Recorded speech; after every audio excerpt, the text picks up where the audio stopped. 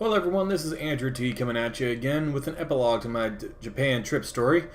A couple more photos here that I forgot to do last time, and to tell you actually how the hockey actually went playing against the 1980 Japanese Olympic team. So, this is a little picture of me, that someone took. We call ourselves a Can-Am, the Canadian American team. First of all, the first game we had, we beat the team. They were an older bunch of guys. We beat them like 6-2. It was not very competitive. The second team we got our butts beat like 6-0 against the team that had a Canadian on them that was coaching them, and the guys that played like nights a week. So they kicked our butt pretty good. The third game we played against the 1980 Japanese Olympic team. It was right after the college championships got through with. And those guys were all, like I said, a lot older because they were playing in 1980.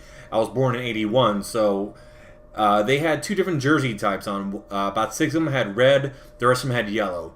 They said to us, no slap shots, and the people in yellow, you have to go light against them because they haven't played in a long time. They're not used to playing. They're coming out as a favor. The ones in the red, you can play them like normal. So the very first thing that Tomo does when he gets the puck is take a slap shot, hits a guy, a yellow player, in the shin pad, and the guy goes down like he's shot, and we're all yelling at Tomo from the bench, "Oh, what are you doing? You just told us not to do any slap shots!" And the guy hops right back up, no big deal. He's got shin pads on, doesn't hurt him. But we make him take a penalty because he took a slap shot, and it's like, you just told us not to do that. And he's like, I know, I forgot. So that's literally the first thing that happened like a minute into the game. And, we had our good players out there, and we pretty much dominated, but we had a good time. My knee was still bothering me. The second game, my knee was feeling a little bit better, I think because I kept it bent at an angle the entire time. But this game, I tried to stop one time, and I almost felt it go. It was that painful. And I was like, all right. So I was basically limping around the ice most of the time. I had a pretty good game either way. But it was... My knee pain lasted from the second day on for about another 3 weeks after that until I could finally walk normally again. Like I said, this is the picture of just me. I think it was the first game. I think that was the second game. You can tell my right leg, like my right leg is straight because I can't bend it. I literally cannot bend it at this point. My little gut there from being overweight. This was a lot of these pictures that are going to see now are from other people taking pictures, and they send with me in them. So this was the second place. You can see my 2 beers there that I was drinking, and then there's Nick next to me, and my stack of plates was getting pretty high at that point. This was our first stop, the first full day. This is the marketplace we were at. There's me in my leather jacket and no umbrella because the was about to come down. I don't know who this is. Just another, another tourist hanging out. We never talked to her, never met her, but there's another person that's visiting. There's Sonia and a couple other people hanging out. Every single train station, like this is actual where you're waiting for the trains to come in at, has one of these. And if you don't have a manned one, they have just a vending machine. So this was the place we went to the morning of we went to our very first shrine. There's Yoko right there leading the way with her red coat.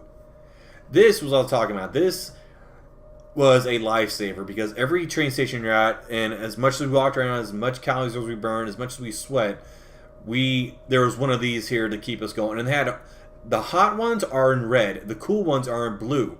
So you can have hot like chocolate, coffee, whatever drink you desire from any of these machines, and it'll come out, steaming hot. There's a drink there called Pocari Sweat. That was pretty much my favorite. I didn't like the name too much, but it was basically like vitamin water, and it helped out a ton. This was the sanctuary. There's the guy in my previous picture still printing those printing those trees. There's the backpack I used. There's Tomo looking in. There's me again with my right leg straight, trying to power my way through all these steps. Again, you'll never see me on a picture on these without my right leg totally straight. That was my gift bag I got. I went to Akihabara. It was right after the dog statue, and got a couple souvenirs from my family and carried them around the entire day in that bag. And there's me. You can tell how much I was sweating in that leather jacket from the sweat stains on there. And then there's me going up.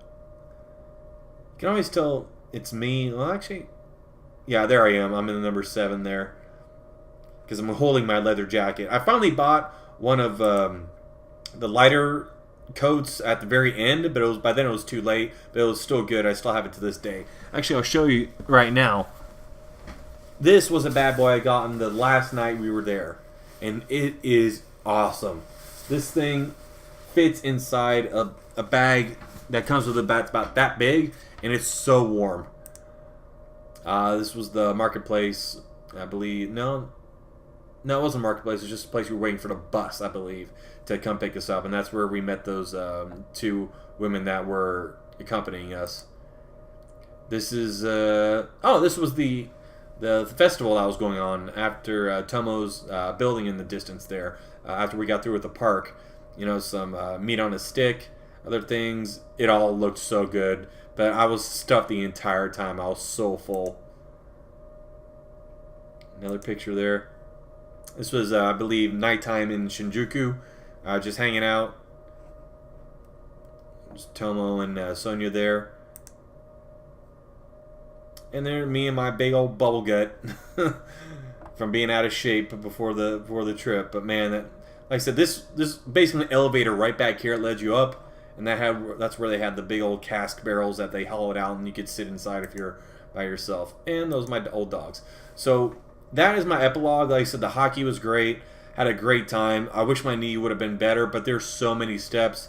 I had my phone metrics on during that time, and from what I remember, I walked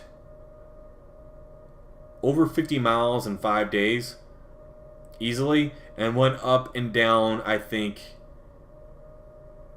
178 stories. And that's just when I had my phone on me. So it was such a great trip to be on. Everyone there was great. The people there, the whole culture is just awesome.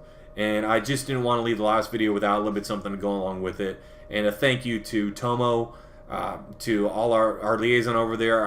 I wish I could remember their names.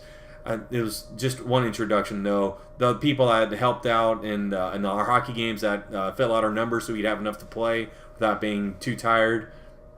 You know, Wade, Darcy, Becky, Francois, Sonia, and Nick, thank you so much for a great trip. Once again, this is Andrew T. Thank you so much for coming on this journey with me once again, and I'll be signing off. Y'all have a good one.